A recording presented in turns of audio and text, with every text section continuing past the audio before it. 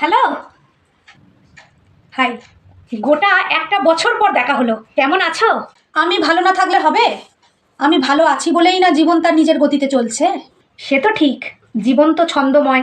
তোমার তো মেয়াদ বছরের শুরু 2-3 দিন, অতিথি হয়ে এসেছো, আবার পুরুত করে পালিয়েও যাবে। জীবনে ছন্দপতন তো দরকার, তাই না? আমি আছি বলেই না মানুষ স্বপ্ন দেখে। স্বপ্ন ঘুমেতেই ভালো। আমি রিয়েলিটি, আমি ছিলাম আর আমি থাকবো। আমি নতুন কাজের প্রেরণা।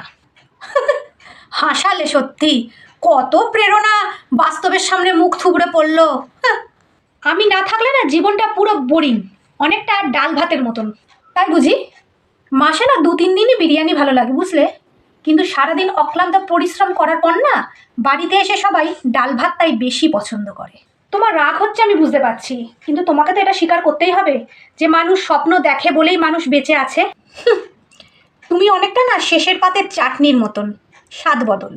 আমি মানুষের মনে জমে থাকা সুপ্ত বাসনা। মানুষ হলো অভ্যাসের দাস।